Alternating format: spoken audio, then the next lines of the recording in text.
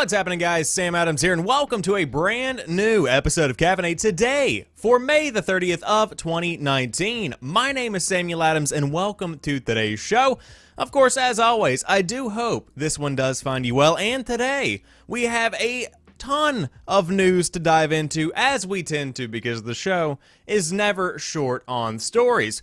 But if you are brand new to the program, this is a daily gaming news podcast where I keep you guys up to date and informed on what is happening in the gaming industry. And today, the big headline story is that Death Stranding has a brand new, very lengthy, girthy, thick gameplay trailer, as well as an official release date that has all been announced via a live stream, a YouTube upload, tons of social media content.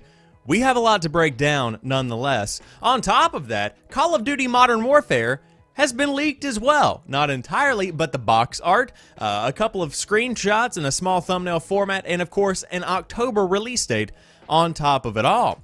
EA has announced their E3 live stream schedule, and a very notable game is not present. Blizzard is teasing what they want to show us with their next upcoming projects. There's a brand new Red Faction game potentially coming soon. Marvel's Avengers game is going to be getting a little bit of a showcase from Square Enix at E3. Borderlands 2 is getting some DLC to bridge the story between Borderlands 2 and Borderlands 3, which is fantastic for fans of the franchise. Speaking of which, if you aren't a fan, you might be. After you play the Handsome Collection, which is free in one of two games, you get faux free on the PlayStation 4 with PlayStation Plus in June.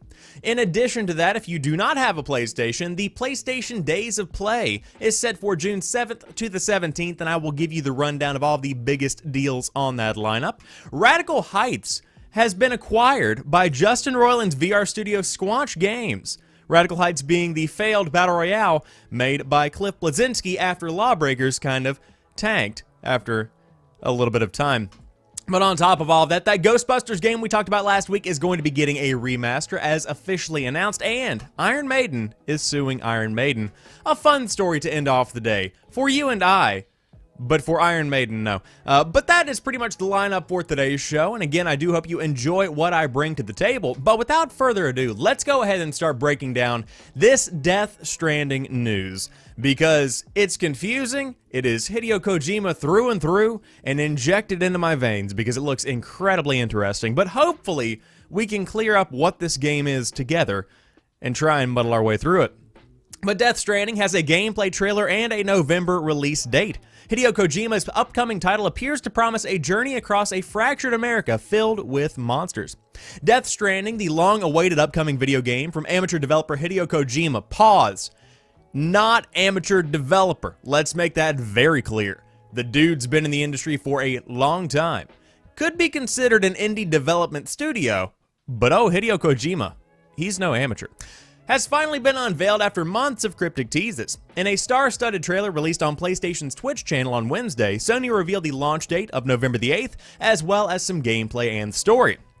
Based on the trailer, Death Stranding looks like it could involve different timelines, demons, rebels fighting over America, and something called bridge babies, which could be a literal baby strapped to the chest of the main character. The game stars The Walking Dead's Norman Reedus, Mads Mikkelsen, Léa Seydoux, as well as directors Guillermo del Toro and Nicholas Winding Refn.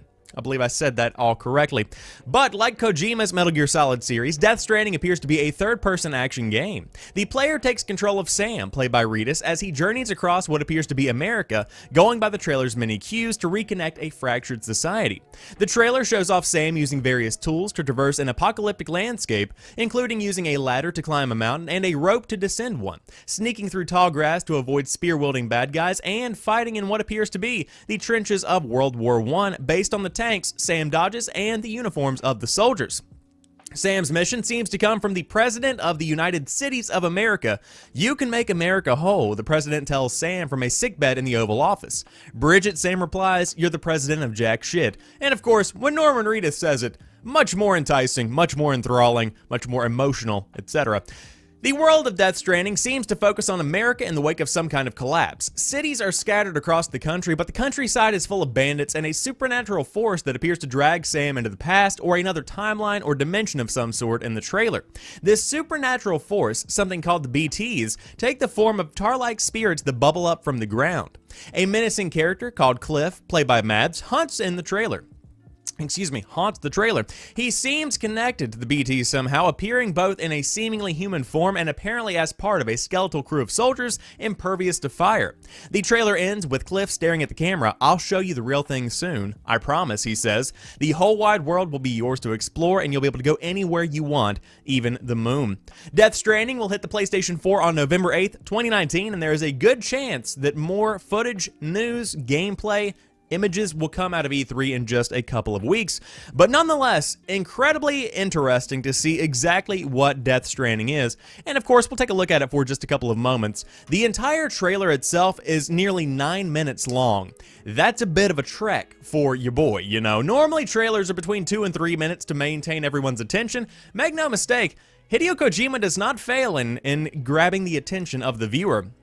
But when it comes to what this game actually is, it's very hard to describe. Of course, it is a third-person action game. The combat is unique. It seems like the majority of the gameplay is going to be traversal and getting from point A to point B and linking these cities back together. But whenever you think about Death Stranding, it's important to understand it's not on just one plane of time. And I know this is where we get to be very Kojima-esque, but you're talking about the past. You're talking about alternate dimensions. One big thing I do want to point out before we go back to a bit of gameplay trailer is that official website descriptions have given us a bit more info as to what we can expect and kind of help us understand. So face unique challenges, says one of the screenshots. Arm yourself and take aim at a variety of objectives in your mission to reunite a broken nation while balancing under the weight of your cargo as you travel. Protect your supplies from wild bandits and stay safe from terrifying beached things, or face failing, or those who depend on you. So whenever you're looking at that description, you kind of understand what your goal is in the game. You are just facing a plethora of challenges, from bandits that try and take your cargo to literally connecting cities back together across America. Explore the world. The Decima engine renders a hyper-realistic landscape utterly transformed by the Death Stranding. Unpassable obstacles block your path and force you to find different routes, while supernatural elements alter the physical state of your surroundings. And this one's very interesting to me. Death is not the end. There is no traditional game over state in Death Stranding. Lose your life during combat and you will find yourself in an upside-down realm, searching for a way back to the living. Choose your combat methods carefully, as killing your foe is almost never the solution, and every death carries a consequence, and of course can also assist other players. Help other travelers without ever crossing paths via asynchronous online gameplay. Send supplies, share safe houses, and walk in the footsteps of fellow couriers to reunite civilization. And so, of course, as we see in the chat, damn it, Kojima, make the 4th skate game.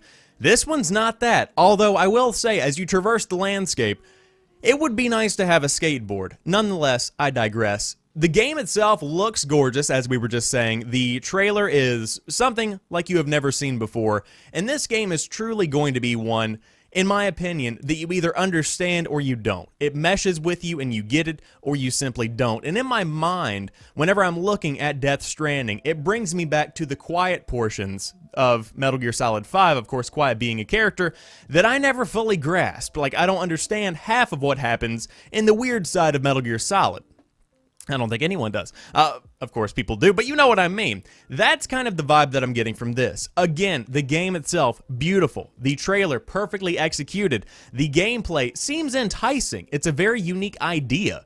But overall, I'm very curious as to see how this actually plays out as people actually get their hands on the game. Right here, you'll see combat. The combat doesn't speak to me. I'm not really feeling the combat, if I'm being totally honest with you.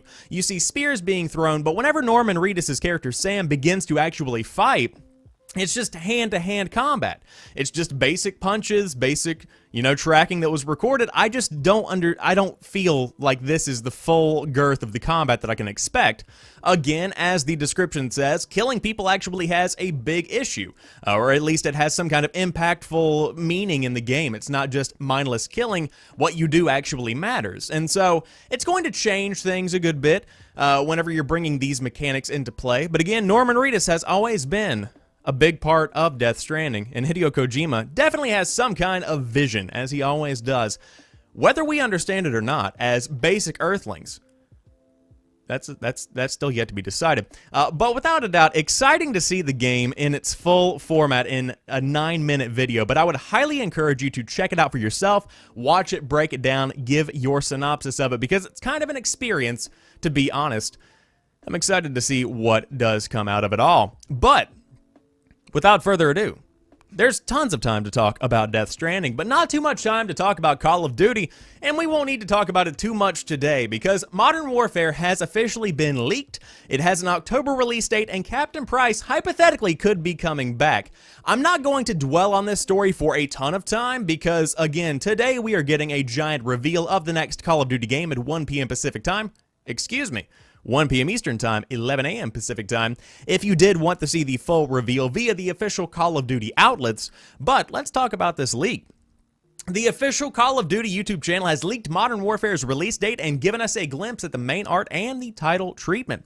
Sometime after Activision confirmed Call of Duty Modern Warfare is being unveiled today, the official YouTube channel was updated with a new stream reminder. Of course, on YouTube, you can pretty much plan streams in advance and kind of get them queued up and ready to go to get people there for the premiere. These are typical for big reveals, and they are essentially event links that turn into the live stream feed when it goes live. The only problem is this one had the yet unrevealed art, not just any placeholder image. Oh no, the actual art itself. The reminder has since been removed, but not before Call of Duty fans got even more details. Hovering over the tile on YouTube loads a preview of the video. In this case, it shows a few brief scenes before it cuts to an October release date, and the actual day is hard to see, although I have seen reports of people saying it is actually October the 18th, which would make sense because October the 18th is a Friday. Call of Duty games traditionally forego that traditional Tuesday release and go for a Friday. However, I did want to queue up the video and let you guys see exactly what everybody else saw, and this is pretty much what you've got. You've got a couple of small images of some stills, and of course, Call of Duty Modern Warfare, the box art there, a modernized version of what we saw back in the day, relatively. So, Reddit user Nepets1999 captured it for posterity. Their video also shows what appears to be Captain Price smoking a cigar, confirming his return, and it is possible Price is a pre-order bonus of some sort, perhaps as a model or a skin in multiplayer, but nothing can be said for certain. Again, the official live stream kicks off at 10 a.m. Pacific Time today, 1 p.m. Eastern Time. I said 11 a.m. Pacific Time earlier. Let's correct that real quick. I don't want you guys to be late. But this is always the exciting time of the year for Call of Duty fans because you see that build up, you see that anticipation. It's always a very exciting time, and then leaks just add fuel to the fire. So I'm excited to see what this Modern Warfare reboot could potentially bring to the Call of Duty franchise, or if it's going to continue beating the dead horse, as it has year after year after year after year. Don't do it anymore. I really want a good Call of Duty game. Sincerely, that's all I want from the Call of Duty franchise. I want to be able to get that same feeling I got from a Modern Warfare 2, even a Modern Warfare 3 perhaps, but to have that Call of Duty 4 Modern Warfare feel and that passion and that nostalgia. It's almost impossible, but they could potentially do it if the cards are played properly. Now, I will say in the chat, we've got COD fans are so diehard for it no matter what. Absolutely. And that's why they're continuing to make Call of Duty games year after year after year. Because if you don't make one, and I said this on a couple of episodes of Caffeinate to Go, you are leaving money on the table. Call of Duty has name recognition in a way that few other franchises truly do, and so they will sell very well year after year, regardless of what the actual game itself is. And when you have a big game, like a brand new Modern Warfare, rebooted, no 4s, no 3s, no 5s, no Roman numerals that don't make any sense like we had with Black Ops 4, then you actually have, I would say, even more hype because people don't know what you're doing, but they know Modern Warfare and they can kind of understand. And that's what makes this one very exciting for me. But we don't have to wait too long to see what happens with Captain Price. We can continue the story of Soap, maybe, and even Ghost if you go back before he got shot in the head. Spoiler alert! Just kidding, it's been 10 years since Modern Warfare 2? That was 2011. Almost 10 years. If I spoiled it, you should have played it by now. But exciting to see when this takes place on the timeline, what exactly is going on with it, and if it is, in fact, a full reboot or some kind of continuation of the story we saw before. But without further ado, let's talk about some E3 announcements that could be coming down the pipe. EA announces E3 livestream schedule, and Anthem is not on it. I will say, I think it's a bit unfair to use this headline. I feel like Engadget was going with the search engine optimization kind of approach to the headline because, of course, Anthem right now is the talk of the town because there isn't too much to talk about. But E3's live stream schedule for EA, not including Anthem. Electronic Arts has revealed the schedule for this year's EA Play, its annual showcase of its flagship games that takes place during E3. The roughly 3-hour live stream will air on June the 8th and devote a segment each to 6 different EA titles. Star Wars Jedi Fallen Order, Apex Legends, which is hypothetically getting a ton of new content, Battlefield 5, FIFA 20, Madden NFL 20, and The Sims 4.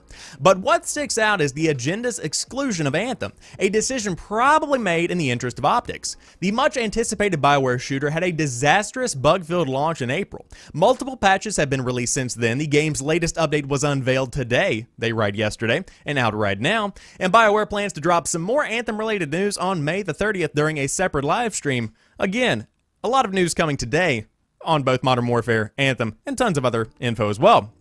EA Play will feature behind-the-scenes looks and developer talks, but the focus is expected to be on gameplay. Earlier this year, EA announced it would skip its usual press conference at E3. Instead, it would throw on a more fan-centric EA Play on the weekend before the main E3 event, where the emphasis would be less talk and more play.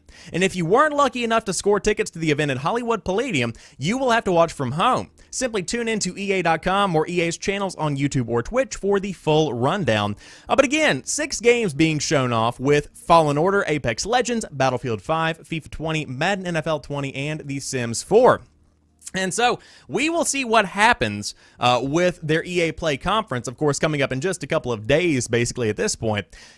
But what's happening with Anthem? And I want to talk about that for just a moment because the game itself still has potential, but it's going to take a lot of work, a lot of patience on the part of the community to get it to a place in which it actually represents the original idea of what Anthem was supposed to be. Now, a lot of reports have come out talking about the behind-the-scenes issues with Anthem, mainly the fact that it never really did have any kind of direction to begin with. Just days before its actual the announcement that revealed Anthem, the name was still up in the air and developers didn't know what kind of game they were making. Again, these are reports, but you can pretty much read into it and get a gist of how the atmosphere was behind the scenes in development. And whenever you have that kind of thing going on behind the scenes, you get an amplified version of it once the game launches, and you have to figure out how to make it into a game as a service, something that continues to grow and evolve and expand so people continue to play it. Now, the question is, on today's official live stream, what exactly is going to be the big news story? Is a ton of content going to drop? Are we going to be seeing some kind of roadmap that has been updated to show what we can actually expect from Anthem? Because the regular roadmap, very unreliable at this point. Again, all of these questions I could continue to ask. We'll know shortly because, again, live stream scheduled for today via the outlets you would expect. But I want to love Anthem. I truly do. I truly, truly do. But I could be loving some more Blizzard games because Blizzard cannot wait to show you what it's been working on with more games in development than ever before. Blizzard's upcoming portfolio includes new IPs, mobile titles, and major gaming genres. Blizzard is one of the biggest game studios in the world, with thousands of employees working on some of the most recognizable franchises in pop culture, and according to the company president, the future is looking even brighter for the developer behind Overwatch, World of Warcraft, and Diablo 3. In a recent interview with Forbes, Brock, the president, promised that the studio cannot wait to share everything we are working on, stating that we have more games in development right now than we have ever had in Blizzard's entire history. The executive did not specify exactly how many games were in the works, but revealed that its upcoming titles include the major gaming genres on major platforms such as PC and console, as well as mobile initiatives. Diablo Immortal. You guys have phones, right? The reason we are further expanding our focus on our priority games is because we understand that it is not enough just doing more, continued Brock, who also reconfirmed reports that Blizzard is working on new IPs alongside more entries its existing franchises. That does not make sense if we do not conform to our standards with everything we launch. It's always exciting to have a new IP on hand, and there are many reasons to work on it. As developers, we are excited to work on new things for many of the same reasons why players want to enjoy something new. In the end, the most important thing for us is to create something that is great. A great gaming experience can happen within a new IP and can also be a favored game. One type of game that Blizzard is not working on, however, are any VR experiences. As Brock said, the studio tends to learn from the industry before wading into emerging trends for itself. So don't expect Overwatch VR anytime soon then. Instead, next on Blizzard's immediate agenda is World of Warcraft Classic, which does release in August, and so that gives a bit of a taste of what we can expect from the future of Blizzard. Good to hear that they are working on the fan favorite titles as well as the new IP. And again, Blizzard's still in a very strange situation after BlizzCon 2018. Did not go the way they expected. Of course, everybody wants a brand new Diablo game. There is one in development, but what they got at BlizzCon 2018 was the mobile game that changed the optics of how everybody viewed Blizzard. And of course, a lot of people are saying the new Blizzard of today is not the Blizzard that they grew up with, the one they associate with WoW, etc. It's a different kind of company, and admittedly, it is, because the industry has shifted, people's interests have shifted, the games have shifted. Overwatch versus World of Warcraft, catering to two very different audiences, but audiences that also are very into those games. And that's, I think, the idea behind where Blizzard is wanting to go. You can tap into a ton of different audiences by expanding to new genres, by expanding outside of the PC space and console space to hitting mobile. They are trying to make a giant swath of content on a variety of platforms so that you can intake Blizzard products wherever you are going, anything you do, you can be in the Blizzard universe. And so, you could be seeing a lot of news coming out from Blizzard over the course of the next year or so. But it's an exciting time to be a fan of Overwatch, World of Warcraft, etc. Very good looking stuff here. However, Red Faction is also on the slate for the day, and boy am I excited because man, I love Red Faction. Red Faction Evolution may have just leaked via the NVIDIA Ansel website.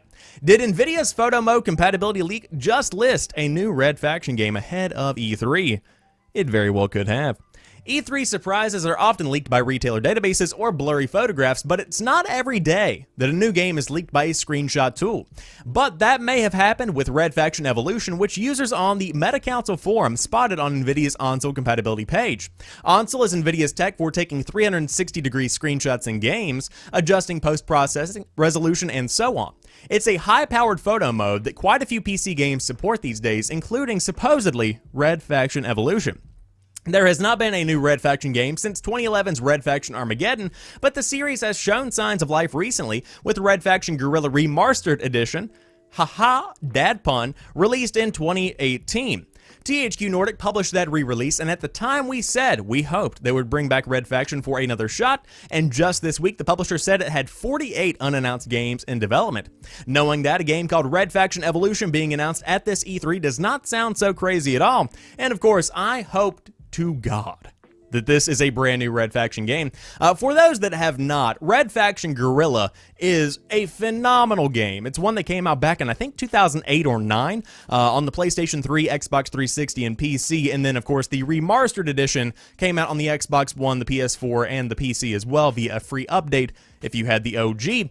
But I digress. The game itself, the physics, phenomenal. The mechanics in the game, shooting-wise, good, solid stuff. It's just a really, really fun franchise that has explosions, destruction, and a relatively solid storyline that's a bit better than Rage 2's, so that pretty much puts it into perspective, in my opinion.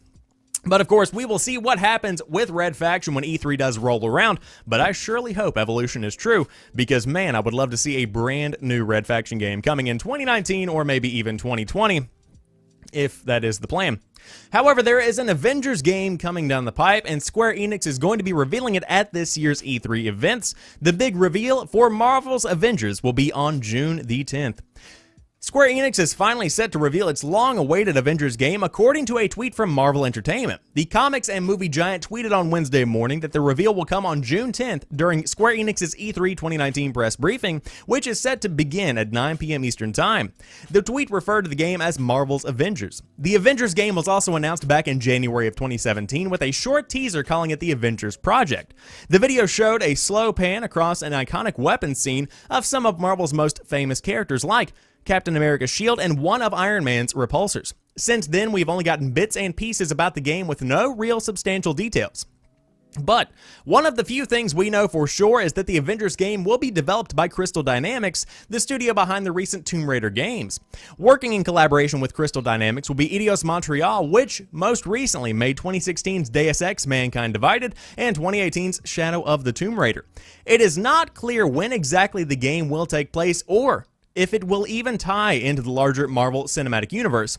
Since the game's original announcement, the MCU has been through both Infinity War and Endgame, so it could make sense to branch out since the universe is about to start a brand new chapter. But for any concrete details, we will have to wait until the reveal is scheduled, which again is June the 10th during Square Enix's E3 press conference. So the big question here, when will this actually take place? What is going to be happening with the Avengers project at E3 of 2019. I'm not a big Marvel fan. I haven't seen many of the recent movies, so take what I say with a grain of salt, but it tends to be, whenever you have new projects coming out from famous franchises, in the gaming industry, the trend has been to go in a way that has not been explored before, and we see that with Jedi Fallen Order as a pretty good example. Of course, Star Wars and Avengers, two very different entities, both Disney-controlled, but loosely, so to speak. So if you look at Jedi Fallen Order, a totally new story told within an existing universe. That's what I hope to see within the Avengers game. I don't want a recreation of Endgame. I don't want Infinity War and Endgame combined together to make one big game. I want a genuine, true-to-life Avengers game that is, in and of itself, existing in a vacuum. That's what I want. Kind of in a way like the Spider-Man game, where Spider-Man on PS4, you can play it without having seen the movies, you can play it without knowing much at all, truly, about the web slinger, aside from the fact that he is Peter Parker and he can sling webs and he has Aunt May and Mary Jane. You can know those facts and you are good to go. That's perfectly fine. That's the kind of experience that brings value to a game like The Avengers, where you do have a standalone story that is completely and totally self-reliant. That's what we need from an Avengers game. But I digress. We will see what happens during the E3 presser in just a couple of weeks. Now let's talk about some Borderlands news, because Borderlands 2 is getting DLC to bridge the story gap between Borderlands 3 and the older game Borderlands 2. Gearbox is reportedly working on a new piece of DLC for Borderlands 2 designed to set up the events of Borderlands 3. According to a PlayStation Lifestyle report, Gearbox will soon be releasing a DLC aimed at bridging the gap between the events of Borderlands 2 and those of the upcoming game. The site revealed the add-on will be called Commander Lilith and the Fight for Sanctuary, which it notes will be announced and released during E3 week. Lilith was the Siren class in the original Borderlands and has since appeared in Borderlands 2 and will play a role in Borderlands 3 as seen in the game's trailers. No other details are known about the DLC at this time, but that's very exciting because, again, Borderlands 2 needs some kind of link to Borderlands 3 aside from it being the next number in the sequence. So to release a DLC during E3 week, number one, gets people excited because, hey, DLC, free DLC at that. In addition, you also have this whole idea of getting people back into the game, which brings me to our next topic. June's free PlayStation Plus games are Borderlands: The Handsome Collection and Sonic Mania. Let's talk about Borderlands: The Handsome Collection.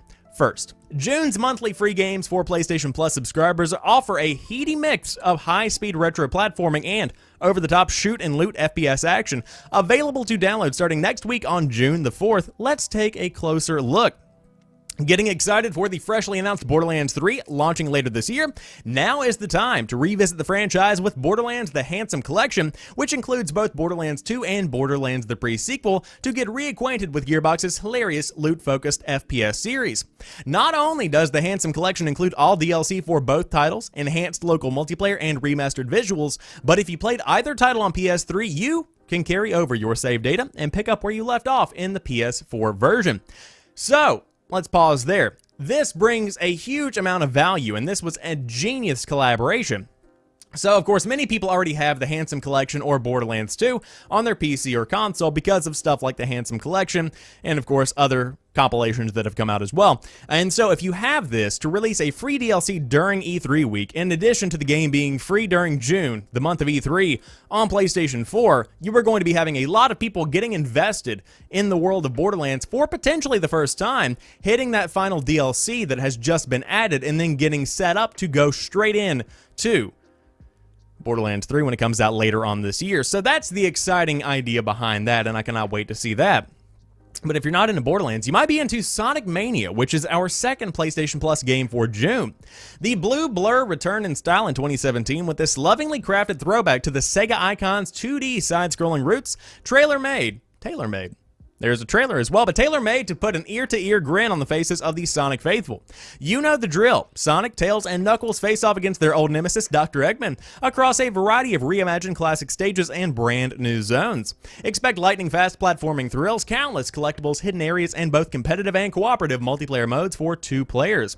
While you are waiting for those to drop, you've still got a few days left to download May's lineup before they go away on June the 3rd, which of course include What Remains of Edith Finch and the co-op hit Overcooked. But Sonic Mania, fantastic little platforming game, great for fans of classic Sonic games, and a very beautiful color palette. It's not for everyone. Again, people dove into Sonic Mania without having any prior experience with Sonic, and were shocked to see what they found. But hey, if you love Sonic, it is without a doubt truly a genuine Sonic game.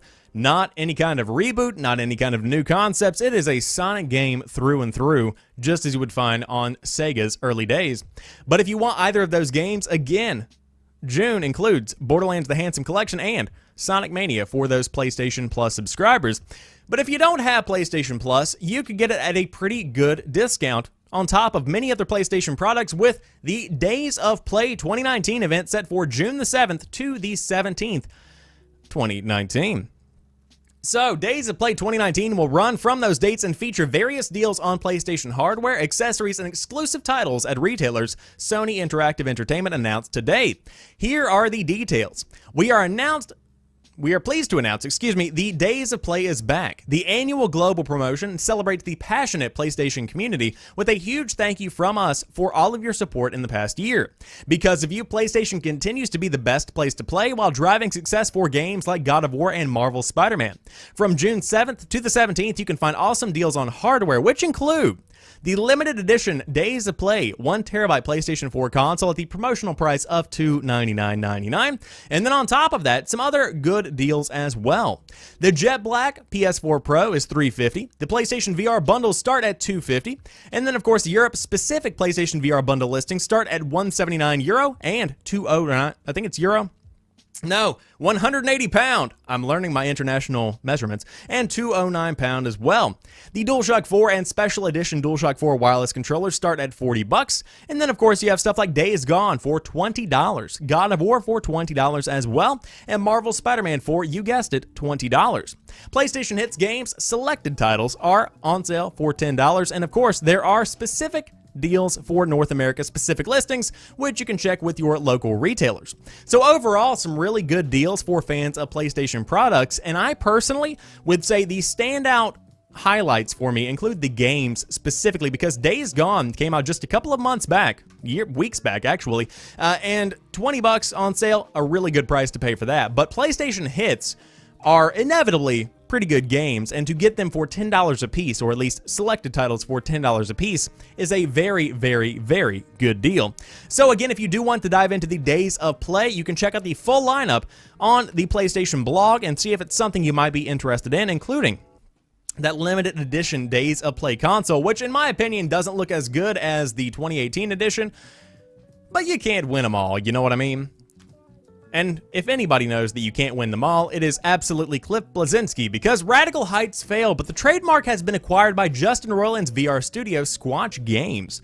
An interesting acquisition, and one that I don't understand in the slightest, but one that also is very impactful. According to trademark filings, the promising and short-lived Battle Royale game Radical Heights could see a revival from Squanch Games, the studio co-founded by Rick and Morty creator Justin Roiland in 2016. First noticed by sleuthing fans, its girth on the Radical Heights subreddit, Squanch Games quietly acquired the Radical Heights trademark from developer Boss Key Productions in August of 2018. After a recertification process with the U.S. Patent and Trademark Office, the updated trademark was fully ratified on May the 7th. Despite its shutdown only 3 months after launching last year, Radical Heights was well received by players and critics. In his statement following the shuttering of Boss Key Productions, founder Cliff Bleszinski, otherwise known as Cliffy B, described the Radical Heights finagle as too little too late to save the studio from closure. It might seem random that a VR developer would pick up the trademark for a dead VR game, but Botsky's ties to Roiland date back to its first project, Lawbreakers. In that game, Blitzball mode, Roiland voiced the titular blitzball that players fought over to score points. In a 2017 interview with Push Square, Bleszinski described Roiland's small role in Lawbreakers as favor from a friend. Players who enjoyed Botsky's futuristic 80s take on the burgeoning, weird word to use there, Battle Royale genre were disappointed when all went away so quickly. But now in the ghost town of Radical Heights subreddit, what fans remain hope the game will see a proper return. And it's not out of the realm of possibility. If Radical Heights comes back, I will uninstall every game on my hard drive just to have space for this glorious game, reads a comment by Pandering Gamer on Reddit. Good username there. But since 2016, Squanch has focused on an offbeat comedy VR game lineup, including Trover Saves the Universe, which came out this week.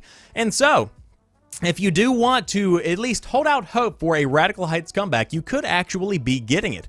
Again, I don't think anybody would go to the trouble of renewing a trademark if there was no kind of plan for it to begin with.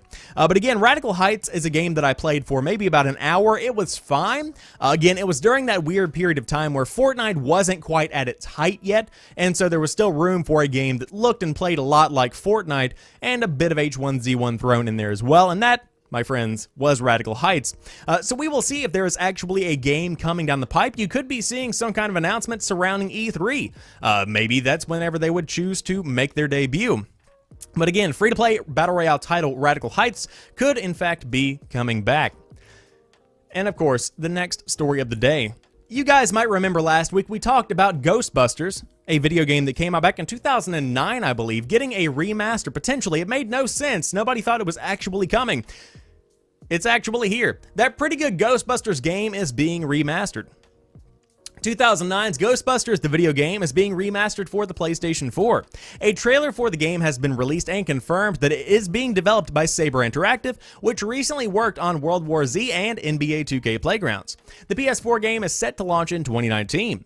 The trailer states the Ghostbusters, the video game remastered, will feature high-resolution visuals, but there is no further info on any additional bells and whistles that may be included.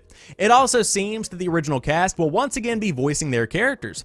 In the game, players take control of a new member of the team, but work alongside the core cast of the movie franchise. Dan Aykroyd and Harold Ramis, who wrote the original movies, were involved in the creation of the game's script, and this helped give it authenticity. In GameSpot's original Ghostbusters, the video game review, Kevin Van Ord said, "If you're a fan of the films or just like a little bit of supernatural fun, there is no need to glance about furtively when picking up your copy. Instead, hold your head high, confident that you've spent your money on a fun game worthy of its beloved license."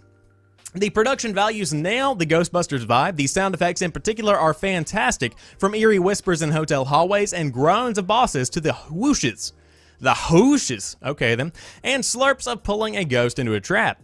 And while the game isn't amazing from a technical perspective, a vibrant color palette and detailed ghost designs make the story come alive.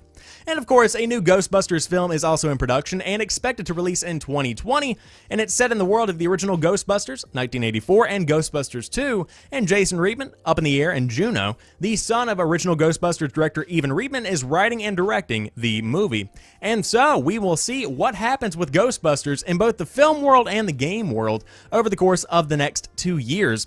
But the way that I perceive this is kind of getting the Ghostbusters IP back into the minds of players, of audience members, etc., to dive in and have a genuine Ghostbusters game that was good to begin with, remastered, is something that I think alleviates the need for a brand new Ghostbusters game to be developed. Of course, this one is likely going to be sold on sale alongside the movie in 2020. It's going to be out there in the wild. People will buy it, people will play it.